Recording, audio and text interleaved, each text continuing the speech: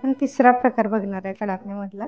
लागणारे साहित्य 2 वाटी मैदा, अर्धा वाटी रवा बारीक करून घेतलेला आहे, धण्याची पावडर 1 चमच, लाल तिखट 1 चमच, चवीप्रमाणे मीठ, जिरे, हळद पावडर, काश्मीरी तिखट, हिंग पावडर, ओवा, कसुरी मेथी आणि आमचूर पावडर। आता आपण कृती करण्यासाठी घेतोय 2 वाटी मैदा घेतलेला आहे, चाळून ठेवला होता।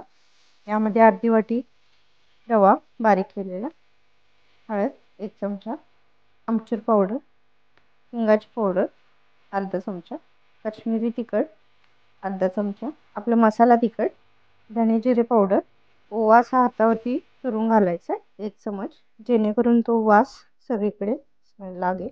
जिरे पण याच पद्धतीने थोडे हातावरती चुरून घालायचे। चवीप्रमाणे मीठ, कसुरी मेथी घेतले, ही पण थोडीशी चुरून घालायची। आता यामध्ये ॲड करणार आहे आपण कढवून घेतलेलं तूप, 1-1.5 चमच आहे तूप मोहन म्हणून आपण घालणार आहे। ते असं मळून मिक्स करून झाल्यानंतर सगळं असं चेक करू शकतो आपण, मूठ आवळत्या म्हणजे पीठ आपलं मोहन सगळीकडे लागले, पीठ मस्त झालेलं आहे आणि खुसखुशीत अशा आपला कडाकणी होणार। या पद्धतीने गोळा होतो पिठाचा। मग आपण लागेल तसं पाणी घालून मिक्स करायचं। लय पातळ बनवला तर ते लाटता येत नाही, पारी आपली पातळ होत नाही। अशा पद्धतीने आपलं हे तिखट कडाकण्याचे पीठ पण मळून तयार आहे। आपण प्रथम गोड कडाकणी केली त्याच पद्धतीने याचे पण छोटे छोटे गोळे बनवून तसेच सेम लाटणार आहे कडाकणी।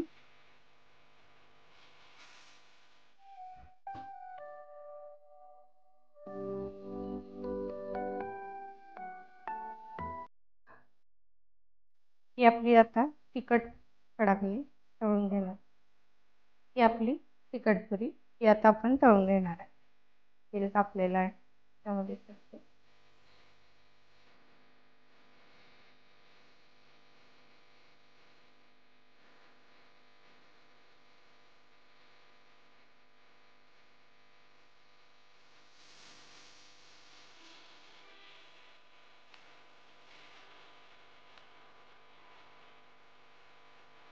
सणासुदीचा आनंद राहो अखंड, पिढ्यानपिढ्या आनंदी क्षणांचा गोडवा वाढवतं वारणा श्रीखंड। श्रीखंड म्हणजे वारणा श्रीखंड।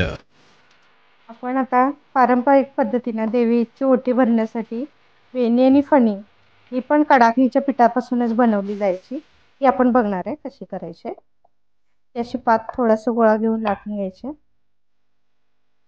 त्याच्यामध्ये थोडासा भाग हा आपण अशा पद्धतीने कंगव्याचा आकार दिला।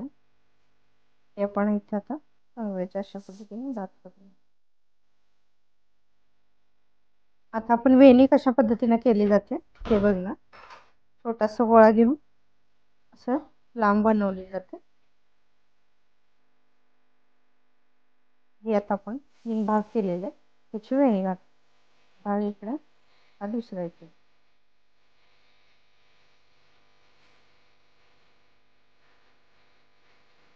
अशा पद्धतीने ही वेणी आणि ही फणी अशी बनवली जाते।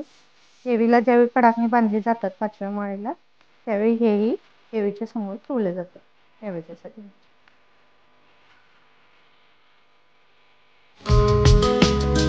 सात्विक आहार, त्यावर तुपाची धार, शुद्ध आणि कणीदार वारणा तूप।